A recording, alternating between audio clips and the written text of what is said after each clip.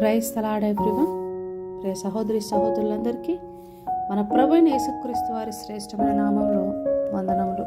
అందరూ బాగున్నారండి? ఈరోజు జీవాహారము ప్రకటన గ్రంథము 3వ అధ్యాయము 2వ వచనము.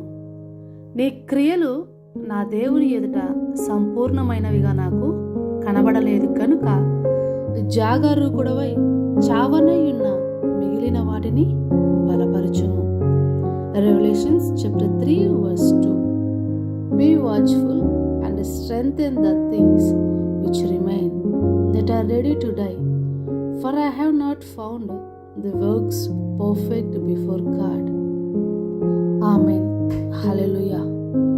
ప్రియ సహోదరి సహోదరులారా, మన క్రియలు దేవుని ఎదుట సంపూర్ణమైనవిగా కనబడట్లేదని ప్రభు వారు మన మీద ఒక అలిగేషన్ ఇక్కడ చేస్తున్నారు. నిజానికి ఇది సార్దీస్ సంఘపు వారి యొక్క పరిస్థితి. అక్కడ ఉన్న వారి గురించి ప్రభు ఇస్తున్న కంప్లైంట్ సరి చేసుకోవడానికి ఆయన ఇస్తున్నటువంటి మరొక అవకాశం. ఈరోజు మనందరం కూడా ఈ యొక్క విషయాన్ని మన జీవితాలకు అప్లై చేసుకున్నట్లయితే, నీ క్రియలు దేవుని ఎదుట సంపూర్ణమైనవిగా నాకు కనబడట్లేదు అంటున్నారు. ఈ లోకంలో 3 రకాలైనటువంటి మనుషులు ఉంటారండి. అందరికీ కనబడేటట్టుగా వారేమి చేయకపోయినా అందరి ఎదుట గొప్పలు చెప్పుకుంటూ ఉంటారు. అంటే అక్కడ క్రియలు శూన్యము, మాటలు మాత్రం ఎక్కువ. 2వ రకమైన వ్యక్తులు వారు చేసిన పనిని, గొప్ప పనులను గొప్పగా చెప్పుకుంటారు. 3వ రకమైన మనుషులు వారు ఎంత గొప్ప పనులు చేసినప్పటికీ కూడా దేవుని ఎదుట తాము ఏమీ చేయని వారిగా, తమను తాము తగ్గించుకుంటూ దేవుణ్ణి మాత్రమే హెచ్చించువారిగా, రహస్యమందు చూచు దేవుని ఎదుట వారి క్రియలు కనపరుచుకునే వారిగా ఉంటారు. ఇందులో మీరు ఏ రకానికి చెందిన వారై ఉన్నారో చెక్ చేసుకోనండి. ఎంతైనా మనం ఈ ఉదయకాలమున మన ఆత్మ పరిశీలన చేసుకోవడానికి మనమందరం కూడా అర్హులము. ప్రభువారు మనకు మరొక అవకాశం ఇస్తున్నారు. ఇది ఎలాంటిదంటే మెన్నే టెకిల్ ఫార్సిస్ అనే పరిస్థితి. ఆయన త్రాసులో తూచినప్పుడు నీ క్రియలు, నీ విశ్వాసము ఏ విధంగా ఉన్నాయన్నది మనము పరీక్షించుకోవాలి. చావనయ్యున్న మిగిలిన వాటిని బలపరచుమని ప్రభువు చెప్తున్నారు. అంటే నీలో ఇంకా కొన్ని మంచి గుణాలు ఉన్నాయి, అవి ప్రభు వారికి నచ్చినవి. నీ దగ్గర పరిపూర్ణ స్థితి అయితే లేదు, కానీ ఆయన నిన్ను త్రోసివేయలేకపోతున్నాడు, అలాగని దగ్గరికి తీసుకోలేకపోతున్నాడు. అంటే ఆయన మనకు మరొక అవకాశం ఇస్తున్నాడు, మిగిలిన వాటిని బలపరచు అని.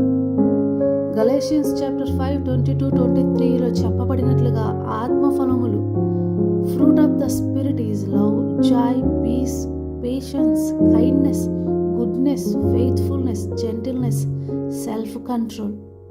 వీటన్నిటినీ మనలో ఫలింపజేసుకోనాలి. ప్రభువు చూస్తారు. ఇందులో ఏ ఒక్కటి తప్పిపోయినప్పటికీ కూడా ప్రభువు మనల్ని క్వశ్చన్ చేస్తారు. మార్కు సువార్త 13:33-37 వరకు చదివినట్లయితే, మనమందరము జాగ్రత్తగా ఉండాలి. యజమానుడు తన ఇంటి పని వారికి పనులు అప్పచెప్పి దూర ప్రాంతములకు వెళ్ళినట్లుగా ఇక్కడ పరిస్థితి ఉన్నది. ఆయన మరలా రానయ్యున్నాడు. వచ్చినప్పుడు మనము మన యొక్క తలాంతులను, మనకు ఆయన ఇచ్చేటువంటి పనులను నెరవేర్చువారిగా ఉండాలి.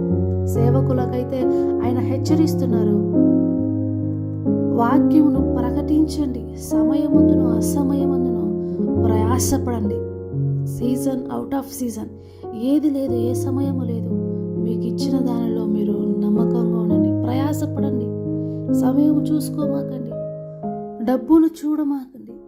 మీ యొక్క శక్తి చేతన, బలము చేతన కాదు, ఆత్మ చేతనే ఇవన్నీ జరుగునని ప్రభు వారు ధైర్యపరుస్తున్నారు, సెలవిస్తున్నారు. ప్రభు వాక్యమును, ఆత్మ రక్షణను పక్కన పెట్టి వారి యొక్క సొంత లాభాలను వెంబడిస్తున్నటువంటి వారిని ప్రభు దండిస్తున్నారు. మత్తయి సువార్త 23వ అధ్యాయము 23-28 వరకు మనం చూసినట్లయితే, వేషధారులైన శాస్త్రాల పరిచయులారా, మీరు అన్నింటిలోనూ 10వ వంతు చెల్లించాలని చెప్తున్న వాటిలో నిక్కచ్చిగా ఉంటారు, కానీ మార్గదర్శకులుగా మాత్రం ఉండరు. అయ్యో, మీరు పల్లెమును వెలుపల శుద్ధి చేదురు, కానీ లోపల దోపుతోనూ అజితేంద్రియ దిత్వముతోనూ నిండి ఉన్నవని అంటున్నారు ప్రభువారు. మీరు వెలుపల మనుషులకు నీతిమంతులుగా కనబడుచున్నారు, కానీ లోపల వేషధారణతోనూ అక్రమతోనూ నిండి ఉన్నారు. అయ్యో వేషధారులైన శాస్త్రులారా, పరిసయ్యులారా అని ప్రభువు ప్రతి దానిని చూస్తున్నారండి. We should accountable in front of the god everyone. ఆయనకు లెక్క అప్పచెప్పాలి. విశ్వాస జీవితంలో ఉన్నవారు ప్రతి ఒక్కరూ జాగ్రత్తగా ఉండాలి. మన క్రియలు ప్రభు ఎదుట పరిపూర్ణమైనవిగా ఉండుటకు ప్రయాసపడాలి. సొలొమోను మహారాజు అంత జ్ఞానం ఆర్జించినప్పటికీ ఏమి లాభం? వృద్ధుడైన తర్వాత అనేకమైనటువంటి అనుభవము చూసిన తర్వాత, నేర్చుకున్న తర్వాత, అన్నిటినీ పరిశీలించిన తర్వాత తమ భార్యల చేత మరలు కొల్పబడి విగ్రహారాధన చేసి పడిపోయాడు పాపంలో. దావీదు వలె అతని తండ్రి హృదయం వలె అతని హృదయం దేవుని పట్ల ఉండలేకపోయింది. మొదటి రాజుల గ్రంథం 11వ అధ్యాయం చదివినప్పుడు బాధ అనిపిస్తుంది సొలొమోను యొక్క పరిస్థితికి. కానీ దావీదు మొదట పడిపోయినప్పటికీ ఆయన బ్రతికించుకున్నారు. తన విశ్వాస జీవితాన్ని పరిపూర్ణమైనవిగా మార్చుకున్నాడు. మనం కూడా ప్రియ సహోదరి సహోదరులారా, ఈ లోకంలో పడిపోయినప్పటికీ ప్రభువు యొద్ద పశ్చాత్తాపము పొందుకొని మనలో దేవునికి నచ్చిన చావనై ఉన్నటువంటి స్థితిలో ఉన్నటువంటి మంచి క్రియలు సంపూర్ణమైనవిగా ఉండునట్లుగా వాటిని తిరిగి బ్రతికించుకుందాం. ఆయన సన్నిధి నిలబడదాం. ఆయన ముఖము చూసినప్పుడు రొమ్ము కొట్టుకుని వారిగా కాకుండా ప్రభువు సన్నిధిని ఆయన ముఖ దర్శనము చేసుకున్నట్టుకు ధైర్యంగా కృపాసనమునకు వెళ్ళుటకు అర్హతను సంపాదించుకుందాం. మన క్రియలను, మన విశ్వాసమును దేవుని ఎదుట కనపరుద్దాం. బలా నమ్మకమైన మంచి దాసురాల, ఈ కొంచెంలో నువ్వు నమ్మకముగా ఉన్నావు కనుక ఇదిగో నీ యజమాని సంతోషములో పాలు పంచుకోమని దేవాది దేవుని ఎదుట సాక్ష్యము పొందుకుందాం. దేవుడు ఈ వాక్యాన్ని మీ హృదయాల్లో ఫలింపచేసి ఆయన కొరకు మిమ్మల్ని ఫలభరితముగా దీవించును గాక. ఆత్మ చెప్పుచున్న మాటలు చెవిగలవాడు వినును గాక. కళ్ళు మూసుకునండి, ప్రార్థనలో ఏకీభవించండి. ప్రార్థన. పరిశుద్ధుడా, మహోన్నతుడా, మహాకరుడా, ఈ వేకుని మీరు మమ్మల్ని అందరినీ ప్రభువా జాగ్రత్త చేసినందుకు మీకు వందనాలు చెల్లిస్తున్నాను ప్రభువా. మా యొక్క క్రియలు నాయన యేసయ్య నిర్జీవమైనవిగా ఉండకుండా మీ ఎదుట ప్రభు అవి విశ్వాసముతో నిండుకొనినవై మీరు సంతోషించినట్లుగా పరిపూర్ణతలోనికి మమ్మల్ని నడిపించండి తండ్రి అంటూ వాక్యం విని ప్రార్థనలో ఏకీభవిస్తున్న ప్రతి బిడ్డను ప్రభు ఆత్మీయంగా నూరంతలుగా అభివృద్ధి చేయండి. మీ ఎదుట నిలవబడగలుగుటకు, మీ త్రాసులో తూగుటకు కావలసినటువంటి విశ్వాసాన్ని మాకు దయచేయండి తండ్రి. ప్రతి ఒక్కరిని ఈరోజు వారి జీవితంలో ఒక మంచి ఆశీర్వాదకరమైన జీవితముగా, దినముగా ఉండటకు సహాయం చేయండి.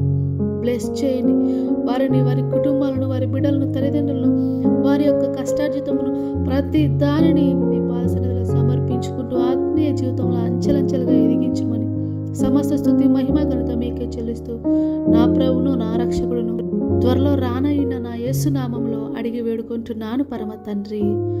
Amen, amen, amen. God bless you all. Have a nice day.